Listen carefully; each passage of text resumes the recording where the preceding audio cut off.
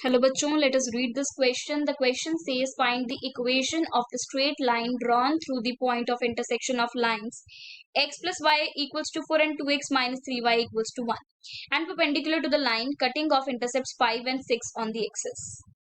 यहाँ पर आपको स्ट्रेट लाइन की इक्वेशन फाइंड आउट करनी है जो कि दो लाइंस की इंटरसेक्शन से पास कर रही है और परपेंडिकुलर है एक लाइन के जिसके एक्स और वाई इंटरसेप्ट्स आपको गिवन है.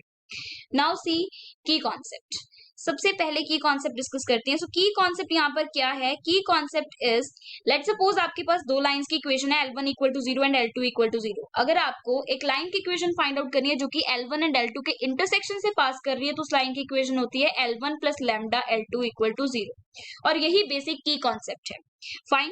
सेकेंडली आपको ये भी पता होना चाहिए कि अगर दो लाइंस परपेंडिकुलर हैं, this is the first thing जो पता होनी चाहिए. सेकंड इज अगर L1 परपेंडिकुलर है किसके? L2 के, तो इन दोनों की स्लोप्स का मल्टीप्लीकेशन -1 के इक्वल होता है.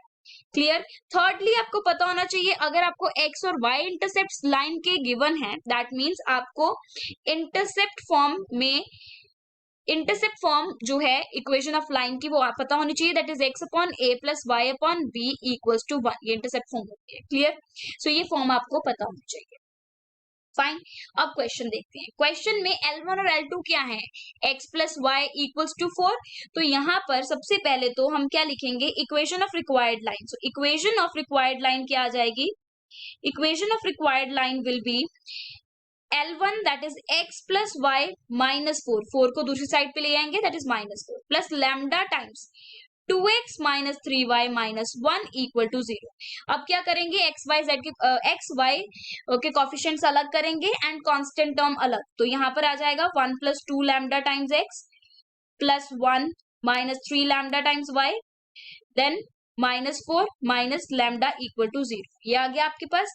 अब इसको क्या करेंगे? इंटरसेप्ट फॉर्म में कन्वर्ट करेंगे. इसको हम इस फॉर्म में कन्वर्ट करेंगे y equals to mx plus c such that मुझे स्लोप पता चल जाए इस लाइन की. फाइन. तो यहाँ पर इसको कन्वर्ट करेंगे तो क्या आ जाएगा? y equals to mx plus c form में it will become y equals to minus of 1 plus 2 lambda divided by 1 minus 3 lambda 1 minus 3 lambda into x plus 4 plus lambda divided by 1 minus 3 lambda. Clear. ये equation जो है इस equation में आपके पास convert हो गई. अब यहां से क्लियरली स्लोप जो है वो आपको दिख रही है 1 प्लस 2 लैम्डा माइनस में negative of 1 plus 2 lambda divided by 1 minus 3 lambda. Clear. Let's suppose ये आपके पास वन इक्वेशन है एंड दिस इज लाइन 1. ये आपके पास L1 लाइन है. क्लियर. तो मान लेते हैं इसकी स्लोप को M1. अब आपको एक और इक्वेशन नहीं गिवन, आपको गिवन है कि जो ये लाइन 1 है ये परपेंडिकुलर है एक लाइन के जो कि इंटरसेप्ट्स कट कर रही है 5 and 6 on the coordinate axis. Coordinate axis मतलब x axis and y axis. So x intercept 5 given है और y इंटरसेप्ट 6 गिवन है. तो इक्वेशन क्या आ जाएगी? Equation of the given line will be equation of the given line वो क्या आ जाएगी? x upon 5 plus y upon 6 equals to 1. Intercept form हमने यूज की बिकॉज x इंटरसेप्ट 5 गिवन है, y इंटरसेप्ट 6 गिवन है. नाउ अब यहां से इसकी स्लोप फाइंड आउट कर लेंगे. Let's suppose this is line L2. मान लेते हैं ये लाइन L2 है. ओके. तो इसकी स्लोप M2 होगी which is equals to minus a upon b that is minus of 1 by 5 divided by 1 by 6. तो जो कि आ जाएगा माइनस ऑफ 6 by 5 के equal. Minus of 6 by 5. Clear. अब मुझे दोनों स्लोप्स मिल चुकी हैं और मुझे गिवन है that line 1 and 2 are perpendicular. अगर परपेंडिकुलर है तो m1 इंटू m2 क्या होना चाहिए? -1.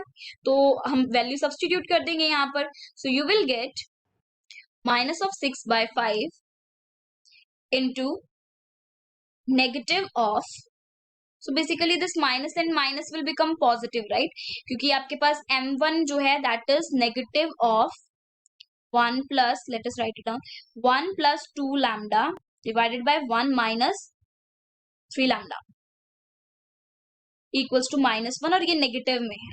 This is a negative. So negative negative plus हो जाएगा, तो ये आ जाएगा 6 + 12 लैम्डा इक्वल्स टू -5 + 15 लैम्डा। तो ये कितना आ जाएगा, यहाँ पर 3 लैम्डा, यहाँ पर 11। सो लैम्डा की वैल्यू आ जाएगी 11/3। अब ये जो लैम्डा की वैल्यू 11/3 आई है, इसको हम क्या करेंगे, इक्वेशन में सब्सटीट्यूट करेंगे। कौन सी इक्वेशन में, इस इक्वेशन में, फर्स्ट इक्वेशन में सब्सटीट्यूट करेंगे और यहां से आपको लाइन की इक्वेशन मिल जाएगी। So let us substitute. So you will get here after substitution 1 + 22/3 x plus 1 - 11 y - 4 - 11/3 equal to 0।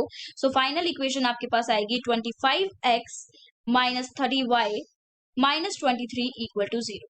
और यही आपके पास फाइनल आंसर होगा। So your final answer is the equation of required line की इक्वेशन क्या आ जाएगी, 25x - 30y - 23 equal to 0। Hope you understood the explanation of this question. Thank you and best of luck.